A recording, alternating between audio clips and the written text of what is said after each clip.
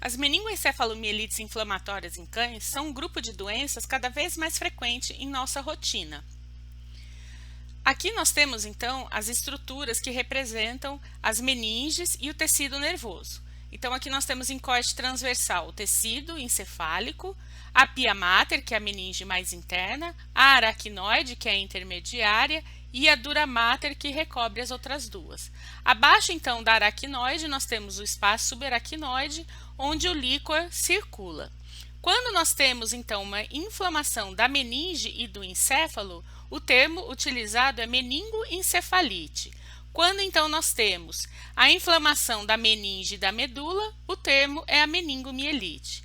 Quando nós temos a inflamação somente da medula ou somente da meninge, usaremos então mielite e meningite. E quando nós temos a inflamação do encéfalo, o termo utilizado é a encefalite. E quem pode então levar a estes quadros de meningoencefalite? Então nós temos aqui um exemplo de um tecido normal e aqui um tecido inflamado com hemorragias e outras alterações por uma meningoencefalite que pode então ser causado por agentes infecciosos como vírus, bactérias, fungos, protozoários, rickétsias e doenças parasitárias, por exemplo, uma migração aberrante, e hoje o grupo cada vez mais frequente de doenças imunomediadas. Então, qualquer que seja a causa, vão ocorrer no tecido nervoso, então aqui nós temos uma histopatologia, vão ocorrer lesões causadas por ação ou desse agente infeccioso ou do sistema imune. Essas alterações vão ser caracterizadas por infiltração de leucócitos no parênquima, que vai levar então à alteração da integridade dos vasos, podendo ocorrer, entre outras alterações, hemorragia e edema. As meningoencefalites inflamatórias são divididas então em dois grandes grupos, as não infecciosas, que são o tema da aula de hoje, e as doenças infecciosas. Então, dentre as doenças infecciosas, nós temos inúmeras, né? Então, as doenças virais, a mais comum, sem dúvida, ainda é a encefalomielite pela sinomose. Podemos ter causas bacterianas, embora sejam bastante raras. As rickétsias, como a elicquiose, também raras. As doenças protozoárias, como Toxoplasma e Neospora, que ocorrem com uma certa frequência, até dependendo da região do país. Algumas doenças fúngicas, principalmente a criptococose, que também são raras, e nós vemos principalmente em cães com deficiência, né, alguma alteração imunomediada, e menos frequentemente a migração parasitária aberrante. Então, hoje, especificamente, o tema são as doenças inflamatórias não infecciosas, ou seja, elas são imunomediadas. Neste grupo temos as meningites, arterite responsiva a corticoide, a meningoencefalite eosinofílica e a síndrome do tremor idiopática, que não serão abordadas. E, por outro lado, temos as meningoencefalites de origem ou etiologia desconhecida, que são divididas em dois grupos: a meningoencefalite granulomatosa e as encefalites necrotizantes. As encefalites necrotizantes, então, englobam a meningoencefalite necrotizante e a leucoencefalite necrotizante. Essas doenças, atualmente, são um desafio diagnóstico e terapêutico, porque podemos ter diversas combinações de inflamação, como encéfalo, medula e meninges, e ainda porque várias outras doenças, principalmente as infecciosas, podem apresentar alguns sinais clínicos e alterações laboratoriais similares. Uma das características principais dessas meningoencefalites inflamatórias é que acomete algumas raças em específico, como veremos adiante. Então, ainda não se sabe a causa exata dessas afecções. Existem provavelmente diversos fatores relacionados. O mais provável é que seja uma resposta imunológica excessiva.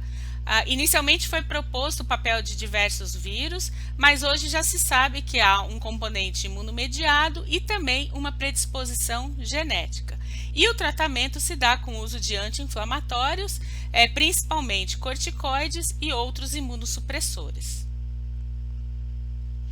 Aqui diversos artigos onde buscou-se realmente a presença então do DNA viral nesses animais, anticorpos contra diversas doenças. O foi avaliado propriamente dito aqui para verificar se havia, por exemplo, Ehrlichia anaplasma e outras riquétsias e borrelias, mas não foi encontrado nenhuma dessas alterações. Então, foi visto que realmente a maioria dos casos não está relacionada à infecção, havendo um forte fator genético para o desenvolvimento dessas inflamações. Um dos artigos que foi publicado em 2014 faz uma revisão dos diversos processos imunomediados. Então, um processo imunomediado inato e adaptativo estaria relacionado ao desenvolvimento da inflamação. Teria a liberação, então, de diversos fatores pró-inflamatórios, fator de necrose tumoral, interleucina e outros fatores e citocinas que são semelhantes, então, ao que ocorre na esclerose múltipla em seres humanos. Mas isto ainda está realmente sob investigação, ainda não foi esclarecido totalmente. De qualquer maneira, é muito importante na abordagem desses animais que nós levemos em consideração então a raça. Nós sabemos que a maioria dessas doenças ocorre em raças puras. Aqui no caso nós vemos um animal sem raça definida com um quadro sistêmico. Então é muito pouco provável que essas doenças imunomediadas causem um quadro sistêmico como estamos vendo aqui. Secreção nasal, a esclera congesta, lesões oftálmicas, petequias ou lesão em fundo de olho ou ainda anemia. Então é muito importante, né, que nessa anamnese nós busquemos então a presença dessas alterações sistêmicas e também no exame clínico essas alterações sejam então investigadas. As meningoencefalites inflamatórias, elas podem causar lesões focalizadas ou multifocais ou ainda difusas. Então, por exemplo, um animal com uma síndrome cerebelar, mas com uma dor espinhal difusa, principalmente na região cervical, é uma das características que podemos encontrar. Outra questão é que essas doenças inflamatórias, elas têm um aparecimento agudo com uma rápida progressão, ao contrário de outras doenças, como por exemplo as doenças metabólicas têm um caráter insidioso, elas podem melhorar e piorar. As doenças degenerativas têm uma progressão bem mais lenta. As doenças vasculares apresentam uma gravidade inicial muito rápida, mas tendem a melhorar em muitos casos. Então todos esses fatores devem ser levados em consideração. Aqui alguns exemplos das alterações que podemos observar no exame neurológico de pacientes com essas afecções. Em um animal com uma mielite ou meningomielite, podemos observar dor focal ou difusa da coluna, paresias ou plegias ou tetraparesias até tetraplegia, como por exemplo este animal aqui. Então observamos que os membros posteriores não apresentam movimentação. Não há resposta às reações posturais, que é uma parte do exame neurológico. Então, este animal apresenta provavelmente, excluindo-se causas, por exemplo, traumáticas, vasculares ou degenerativas, podemos concluir que este animal poderia ter, então, uma mielite, meningomielite. No caso das encefalites e meningoencefalites, os animais podem apresentar diversas alterações, como caminhar em círculos de forma compulsiva, torção da cabeça, crises epiléticas, alteração do comportamento e cegueira. Ele não para de andar assim? Então, aqui um animal com andar compulsivo. Existem outras causas, outras etiologias, como por exemplo, neoplasias, que também devem ser descartadas por meio dos exames complementares adequados. Quando o animal então tem uma encefalomielite, ele vai apresentar então uma combinação dessas alterações decorrentes então da lesão do encéfalo e da medula espinhal, como estamos vendo neste paciente. Então ele tem alteração de comportamento, vocalização e movimentação aí dos membros, como estamos vendo. Neste caso, era decorrente de uma alteração infecciosa. Então, as meningoencefalites de origem desconhecida são um grupo de encefalites de início abrupto que são progressivas e fatais se não tratadas adequadamente. Nós temos, então, a meningoencefalite granulomatosa, a meningoencefalite necrotizante e a leucoencefalite necrotizante. A MEG, ela causa então lesões focais ou multifocais do tecido nervoso e não há presença de necrose ou cavitações. Pelo contrário, nós vamos ter um infiltrado de células inflamatórias. As raças mais afetadas são o Poodle, Cocker, Maltês e Chihuahua. Em geral, esses cães são jovens, com mais de 6 meses de idade, até a meia-idade, mas a média está em 5 anos. A meningoencefalite necrotizante, ela causa necrose, cavidades no parênquima. É descrita principalmente em Pug, Maltês, Chihuahua, Pequinês, Uig e o Shih Tzu. Então, nós teremos crises focais, crises epiléticas, letargia, cegueira e andar em círculos. E na ressonância magnética é possível visibilizar, então, lesões no córtex e na substância branca, que são limitadas quase que exclusivamente aos hemisférios cerebrais. Já a leucoencefalite necrotizante, ela acomete principalmente o Yorkshire e o Bulldog francês, causando então lesões na substância branca do córtex, núcleos da base e tronco encefálico. E nesse caso também é observado necrose do tecido nervoso. Vamos iniciar então pela MEG. A meningoencefalite granulomatosa é frequente. Em alguns locais, ela está, então, a frequência dela é entre 5% e 25% das doenças do sistema nervoso central. O primeiro relato foi em 1978, mas talvez em 1962 tenha havido um caso relatado cuja terminologia para descrever essa doença tenha sido a reticulose. Qualquer raça pode ser afetada, só que é mais comum em raças toy de meia-idade fêmeas, como o Poodle, o Cocker e Terrier e outras raças pequenas. Nas raças grandes também ocorre, mas principalmente na forma disseminada. A média, então, é de 5 anos de idade, podendo variar entre 6 meses a 10 ou um pouco mais anos de idade. Então, aqui, como eu já disse, as raças, a idade, existe, então, uma forma focal lentamente progressiva que poderia se assemelhar a um tumor, no qual, então, nós teremos lesões solitárias no telencéfalo, ou no tronco encefálico, ou no cerebelo. Podemos ter síndromes medulares em associação ou não com lesão multifocal, e esses pacientes vão apresentar dor cervical, incoordenação motor ou ataxia, paraparesia, plegia ou tetraplegias, dependendo do segmento medular afetado.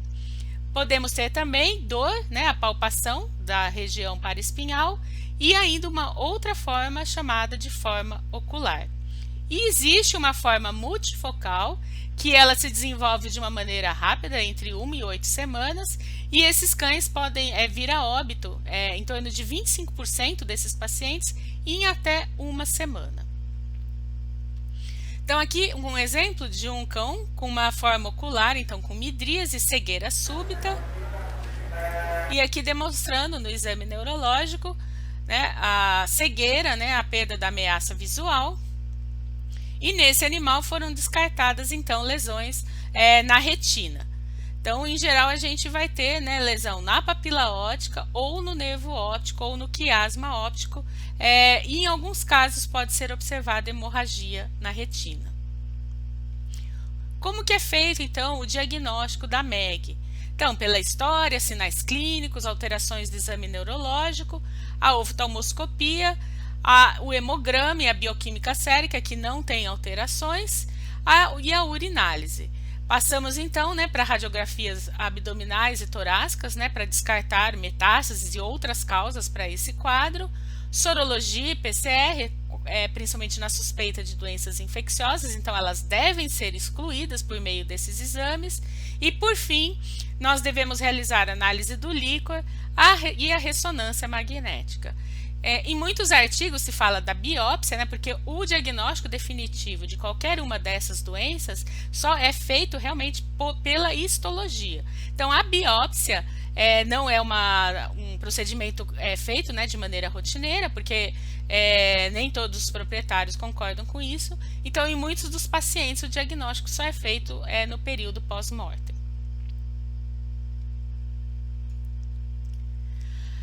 A MEG ela não pode ser diferenciada de outras formas de meningomielite somente pelos sinais clínicos.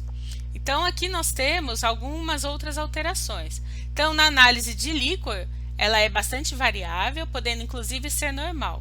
Mas, de uma maneira geral, observamos um aumento de leucócitos, que é chamado então de pleocitose. Esse número de leucócitos pode variar de 50 a 900, com neutrófilos em torno de 1 a 20%. Então, nós vamos ter também linfócitos e até macrófagos. Ocasionalmente, a gente vai ter, então, uma pleocitose com predomínio de polimorfonucleares, mas na maior parte das vezes, então, essa pleocitose é mononuclear. E a proteína no líquor vai se situar em torno de 40 a 250 miligramas por decilitro. Na ressonância magnética, são observadas, então, lesões solitárias ou múltiplas, que são hiperintensas nas imagens ponderadas em T2 e hipointensa nas imagens ponderadas em T1. Então, aqui nós temos um exemplo da medula espinhal, com essas áreas aqui de hiperintensidade na medula, e aqui áreas de hiperintensidade na região do tronco e também da medula espinhal. Aqui outra imagem, né, várias áreas hiperintensas, tanto no tronco encefálico como na medula espinhal, e aqui um paciente com lesões no tronco em corte transversal, bem como no cerebelo. Na histologia, então, não há necrose ou cavitações, há uma reação inflamatória, em geral geocêntrica, na substância branca, e essa inflamação, então, nós vamos ter muitos linfócitos, macrófagos e plasmócitos. Esses infiltrados também podem ocorrer ao redor de vasos, na substância branca, e essas lesões têm a característica de serem multifocais. Com relação ao tratamento, existem diversos protocolos de imunossupressão que são recomendados. Então, inicialmente, se tratava esses animais somente com corticoides. Então, os corticoides, eles realmente reduzem a reação imune e inflamatória no início da doença e prolonga a sobrevida. Mas a gente deve lembrar que o uso constante de corticoide nessas doses imunossupressoras vai levar a efeitos colaterais inaceitáveis, como poliúria, polidipsia, polifagia, ganho de peso, letargia e até sinais gastrointestinais, que podem ser mais graves. Então, devido a isso, foram desenvolvidas associações com outros imunossupressores para que o corticoide possa ser dado na menor dose possível. Então, seria uma dose, o objetivo do nosso tratamento é chegar numa dose de 0,5 a 1 miligrama por quilo e depois até em dias alternados realmente o corticoide na dose mais baixa. Então, um dos tratamentos mais utilizados é a administração da citarabina ou citosina arabinosídeo. Ela é subcutânea ou intravenosa. Então, nós temos diversos protocolos, em geral essa administração é feita com o animal internado e depois é feita a combinação com a prednisona, que vai sendo reduzida até que realmente seja a menor dose possível. Como efeitos colaterais, podemos ter mielossupressão, vômito e diarreia. O protocolo que vemos aqui é a de administração subcutânea e existe um outro onde é feita a administração intravenosa numa infusão contínua por 24 horas e depois também é repetido a cada 3 ou 4 semanas. Um outro tratamento é o uso da ciclosporina, que é um imunossupressor potente e imunomodulador, usado principalmente em pacientes que foram submetidos a transplante de órgãos e também animais com doenças autoimunes e dermatológicas. Então, a dose administrada é 6 mg por quilo a cada 12 horas. Pode ser realizada a dosagem sérica para verificar se nós alcançamos o nível ideal. e então ela é administrada todo dia em conjunto também com o corticoide, que depois é reduzido gradativamente para que a gente também tenha a menor dose possível do corticoide utilizado. Como efeitos adversos, podemos observar principalmente êmese e diarreia. E um outro protocolo é a azatioprina associada à prednisona. Então, a azatioprina é dada na dose de 2 mg por quilo, uma vez ao dia por 2 semanas, e depois a cada 48 horas, intercalando então com a prednisona. Ela tem então um bom efeito imunossupressor, e como efeitos adversos pode ocorrer supressão da medula óssea e efeitos gastrointestinais, pancreatite e até hepatotoxicose. A sobrevivência relatada, então, com o uso desta combinação varia de 50 a quase 2.470 dias.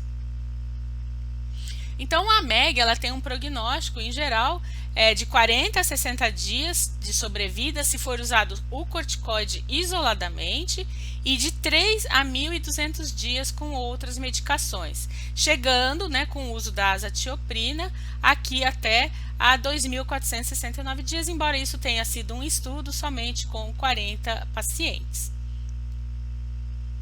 Aqui alguns casos, então era uma poodle com tetraplegia. Inicialmente nós suspeitamos de uma doença do disco cervical e posteriormente com os exames realizados, incluindo o exame de imagem e o líquor, concluímos que se tratava de uma provável meningoencefalite granulomatosa. Aqui o animal foi internado, foi medicado com a terapia imunossupressora e aqui então observamos que ela já estava bem melhor, então, respondendo um pouco à propriocepção, mas o principal é que ela já estava conseguindo se locomover sozinha. Nós vamos ver aqui em mais uns segundos.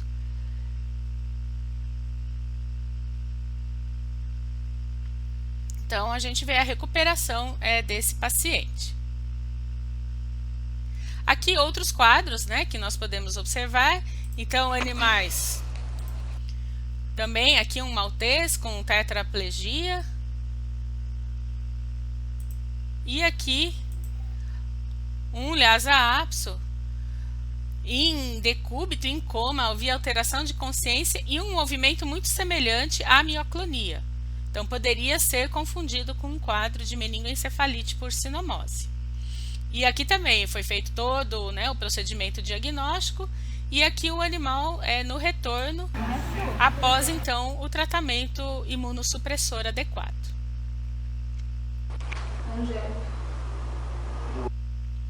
Aqui outros pacientes.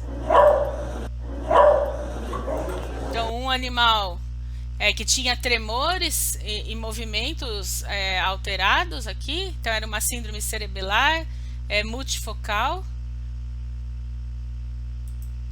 E aqui o animal já após o tratamento, sem essas alterações no movimento. Aqui um outro paciente também, então podemos ver, a maioria são cães poodles, lhasas, malteses. Então esse animal tinha uma síndrome vestibular com torção de cabeça. Aqui nós podemos ver que ele tem um bamboleio um pouco do corpo, uma perda de equilíbrio. Então a torção aqui para o lado esquerdo, uma leve hipermetria do membro torácico aqui direito, provavelmente era uma síndrome vestibular paradoxal. E também aqui o animal no retorno após o tratamento imunossupressor adequado. Então esses são todos quadros de prováveis meningoencefalites granulomatosas. Já as encefalites necrotizantes, nós temos então, como dito, a meningoencefalite necrotizante e a leucoencefalite. A meningoencefalite acomete principalmente o pug, sendo que no pug ela é bem agressiva, essa doença, a maioria das vezes de bem difícil tratamento, mas temos também o maltês, chihuahua, pequinês, ig e shih tzu. Então, causa necrose cavitária do parênquima e o animal vai apresentar crises focais, letargia, cegueira e andar em círculos. Na ressonância magnética, são observadas então lesões no córtex e substância branca, limitadas quase que exclusivamente aos hemisférios cerebrais. A leucoencefalite necrotizante acomete Yorkshire e Bulldog, e as lesões ocorrem mais na substância branca do córtex, núcleo da base e tronco encefálico, e nós temos também necrose do tecido nervoso. Então, esses casos começaram a ser diagnosticados mais ou menos em 1989. Então, o primeiro relato foi em pug e depois em maltês. Tanto é que, inicialmente, ela se chamava meningoencefalite do pug. Mas foram observadas outras raças, né? Então, também o chihuahua, e aqui em raças, inclusive, não pequenas, né? Raças de maior porte. Então, depois elas foram agrupadas realmente só no nome de meningoencefalite necrotizante. Aqui, inicialmente também, foi visto talvez, né, um isolado de um herpes vírus, né, um vírus semelhante ao herpes vírus. Só que isso depois não pôde ser realmente confirmado e observou-se então que realmente nesses animais não havia relação com essas infecções virais ou outros agentes. Então, o que realmente a gente sabe é que existe um fator hereditário, né, a transmissão nesses pacientes, e existe também uma alteração imunológica que lembra, né, a esclerose múltipla em humanos. Então, como eu havia dito, ela era inicialmente chamada de encefalite do pug, mas foi visto, né, o aumento das descrições em outras raças, com as lesões na histologia muito semelhantes, principalmente na região tálamo-cortical. Parece não haver predisposição por sexo, mas em alguns artigos, né, alguns estudos, as fêmeas prevalecem. Os sinais iniciais, então, são crises epiléticas e estado mental alterado. E outros sinais observados são, então, letargia, anorexia, cegueira com reflexo pupilar normal, que indica uma cegueira cortical, andar em círculos e pressão da cabeça. Pode ocasionalmente afetar então a região cerebelo-vestibular e a gente pode ter também o animal com rigidez cervical e dor à palpação dessa região do pescoço. Então, nos exames complementares, no líquor, nós temos leucocitose, com um predomínio mononuclear, realmente chegando a 90% de linfócitos. E na ressonância magnética, podemos ter, então, hiperintensidade, como observado aqui, na região, então, do córtex cerebral, e as áreas mais afetadas são os sulcos cerebrais.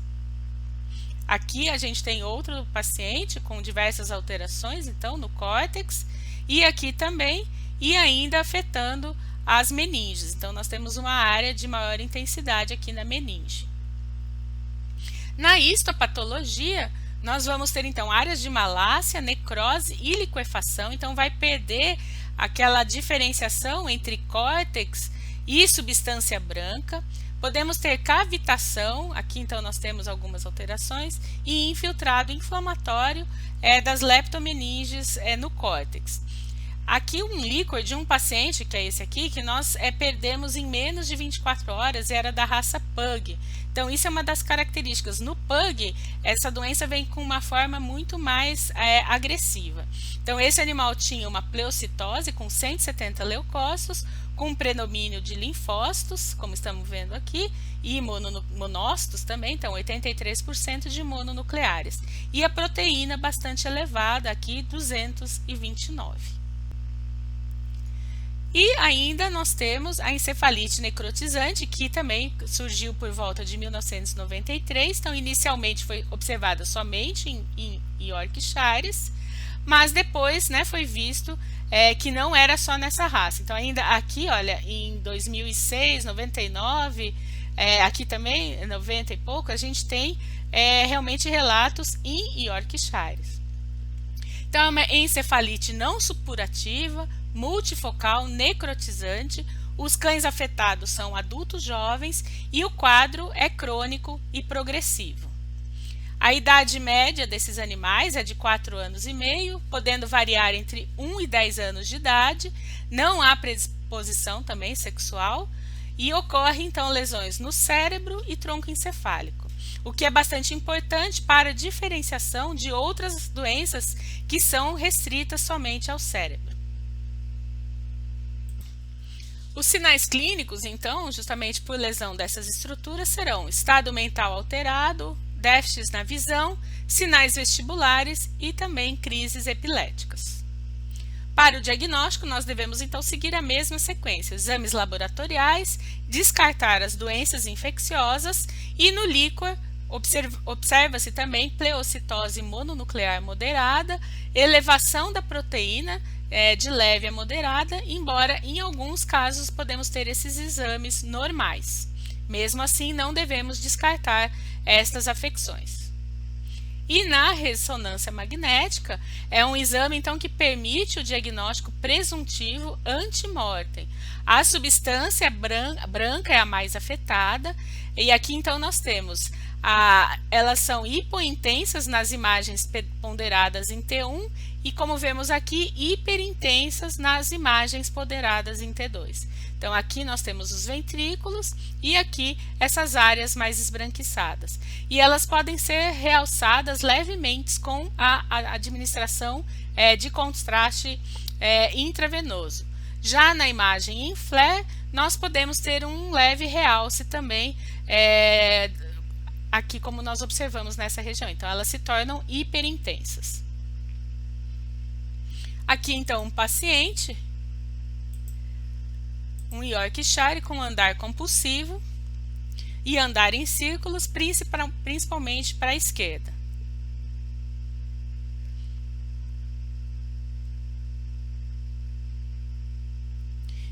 E aqui realmente, né, quando está no ambiente externo, esse andar se torna mais rápido ainda.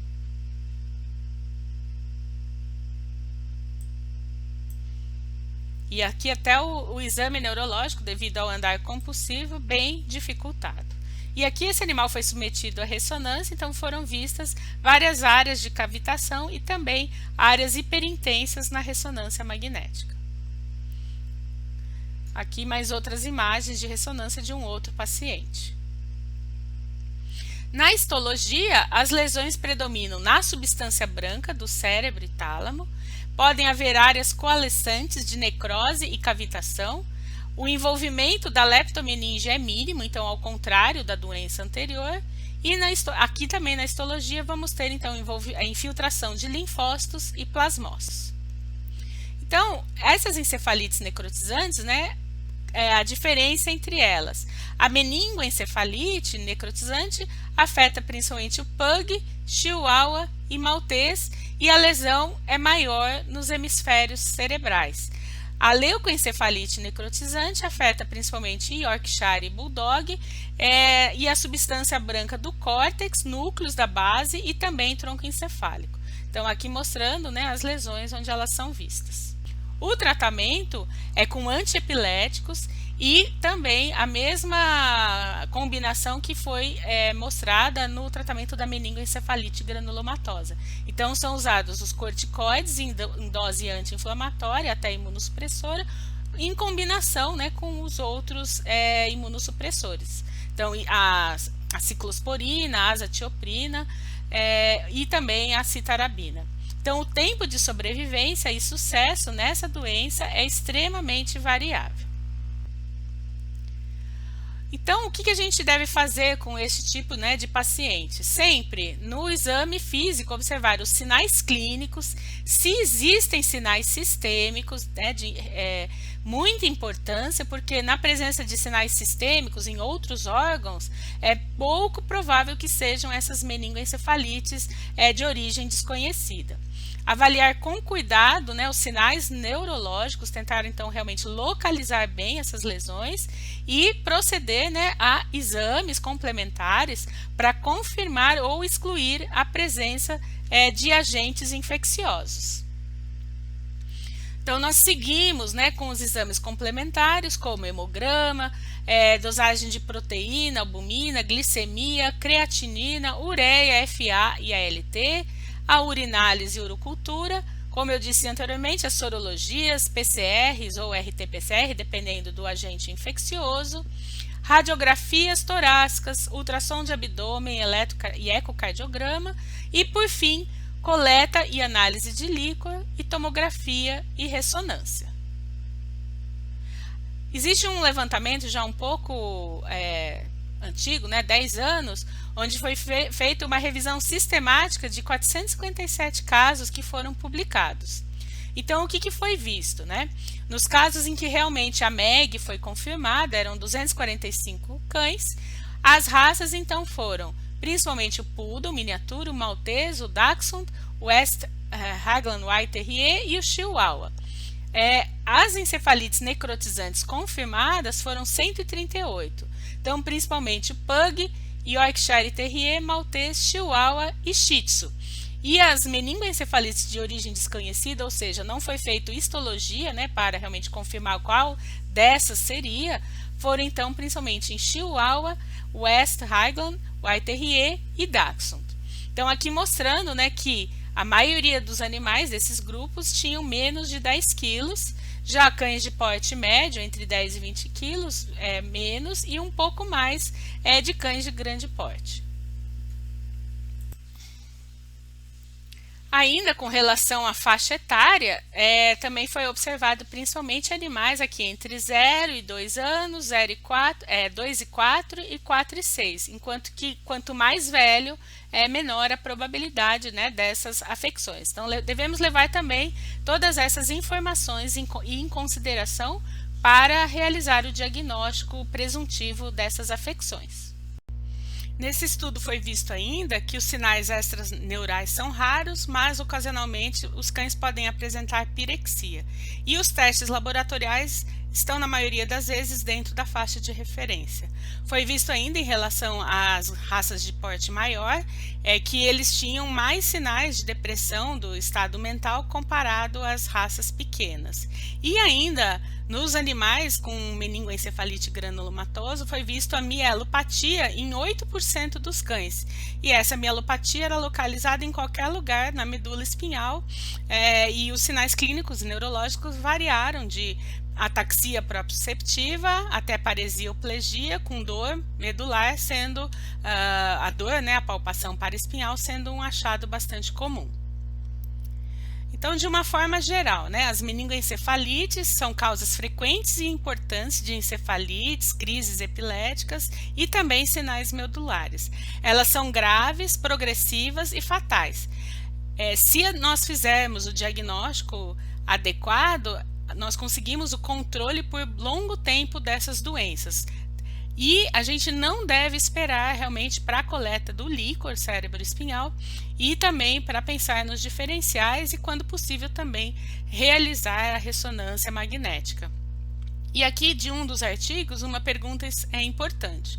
Se nós suspeitamos dessas meningoencefalites, mas o cliente não pode realmente ir a um neurologista, o que poderia ser feito? Então, sempre que nós estamos frente a um paciente de raça pequena, com mais de 6 meses de idade, com sinais de sistema nervoso central progressivo, em geral multifocais, sem nenhum sinal de doença sistêmica, com exceção da hipertermia, a gente tem que ter uma suspeita forte da meningoencefalites de origem desconhecida. Devemos pensar em outras causas também, então alguns sinais prosencefálicos principalmente, nós temos as meningoencefalites infecciosas e neoplasias. Então, se nós conseguimos descartar causas congênitas, degenerativas, o que pode ser feito sem a realização da ressonância e da coleta do líquor? Pensar realmente na probabilidade, conversar muito bem com o tutor do animal e propor a tentativa do tratamento imunossupressor, sabendo das limitações de uma conduta sem realmente que muitos dos exames complementares possam ser realizados. Então, nas suspeitas, devido à gravidade, é importante que a gente inicie o tratamento o quanto antes. Então, finalizando, né? Quando nós temos raças puras, né, 85% são de pequeno porte, com as vacinas atualizadas, as sorologias e PCRs negativos, sem sinais sistêmicos e com o líquor, né, sugestivo de doenças inflamatórias não infecciosas, nós devemos pensar principalmente neste grupo aqui, as meningoencefalites de origem desconhecida. Já em cães jovens e idosos, com alterações sistêmicas, que não somente a febre, animais sem vacinas, cuja alimentação seja inadequada, ou tem um histórico de ectoparasitas e alterações em exames laboratoriais, nós devemos pensar nas doenças infecciosas. Então, lembrar sempre a nossa abordagem frente a esse tipo de paciente. Localizar a lesão no sistema nervoso central, pensar em todos os diferenciais e conduzir da melhor maneira possível a solicitação dos exames complementares. E sempre essa frase em mente: sem o diagnóstico, qualquer tratamento não vai passar de ilusão na melhor das hipóteses. Obrigada pela atenção, estou à disposição para qualquer dúvida.